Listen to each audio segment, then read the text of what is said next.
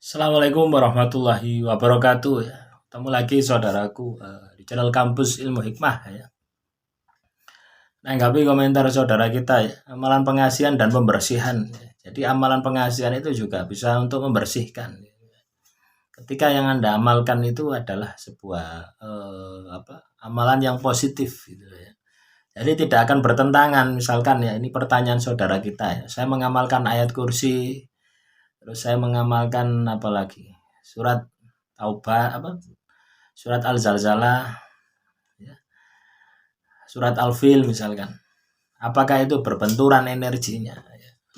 Akan terjadi pembersihan terhadap amalan pengasihan yang saya lakukan? Tidak, teman-teman ya. Mereka akan menempati ruangnya masing-masing.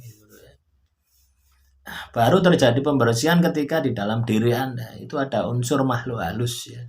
Unsur-unsur negatif gitu ya. Misalkan ketika Anda mengamalkan amalan pengasihan ya, yang sifatnya negatif ya. Pelet misalkan, guna-guna misalkan. Terus Anda ini juga mengamalkan ya, ayat kursi. Itu akan terjadi gesekan energi gitu ya. Bisa jadi Anda kepala pusing ya, muntah-muntah misalkan seperti itu. Reaksi-reaksi yang biasanya ditimbulkan. Tapi kalau itu katakanlah sumbernya sama gitu ya. Surat Yusuf dengan ayat kursi ini kan sumbernya sama, berasal dari Al-Quran. Itu biasanya akan menempati ruang-ruangan yang ada di dalam tubuh Anda itu istilahnya apa ya? Otomatis gitu loh teman-teman ya. Ayat kursi letaknya sebelah kanan ya. Surat Yusuf sebelah kiri lah. Contohnya seperti itu ya, gambarannya seperti itu. Jadi energinya itu yang masuk ke dalam tubuh Anda itu akan multifungsi ya. Pagar gaib juga Anda dapatkan dari ayat kursi ya. Pengasihan juga bisa Anda dapatkan dari surat Yusuf tadi. Anda bisa juga nambah dengan amalan kerejekian juga bisa. Nah ini juga sering saya lakukan seperti itu ya. Jadi saya jadwal ya, tidak satu waktu ya. Saya jadwal, saya kasih jeda supaya meminimalisir ya, meminimkan gesekan energinya gitu ya. Supaya terjadi proses penyelarasannya ini mudah gitu loh. Misalkan ya, saya wirid istighfar katakanlah ya sebelum tidur. Atau saya wirid istighfar ya, atau ayat kursi ya sebelum asar ya, sesudah asar. Nah, saya mengamalkan pengasihan nanti ya, sebelum tidur gitu.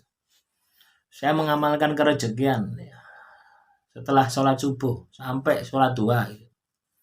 Jadi ada waktu-waktu ya, waktu-waktu yang terbaik itu yang saya gunakan ya.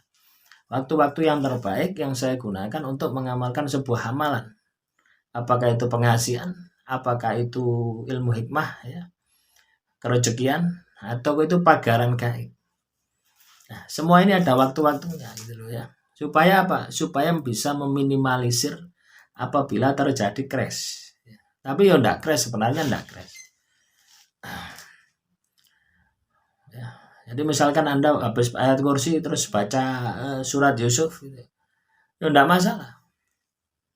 Ya, tinggal Anda niatkan saja. Tapi kalau Anda niatnya ya, ada ketakutan di dalam diri Anda ya pasti crash. Akan terjadi penolakan. Tapi kalau Anda tidak takut ya enggak akan. Ya, saya sering juga seperti itu ya. Yang pertama adalah yang saya amalkan adalah ayat pembersihan ya. Misalkan ayat kursi. Ya, juga pernah saya pakai strategi itu ya. Ayat kursi saya lakukan. Habis ayat kursi baru kerejekian ya. Sholawat. Baru pengasihan. Nah, seperti itu. Silakan berkreasi teman-teman ya. Silakan berkreasi, silakan juga lihat reaksinya. Ya, ilmu itu harus dicoba, ilmu itu harus diaplikasikan supaya Anda itu tahu apakah ilmu Anda yang Anda amalkan itu berdaya guna atau bermanfaat ya. Demikian yang bisa saya sampaikan. Wassalamualaikum warahmatullahi wabarakatuh.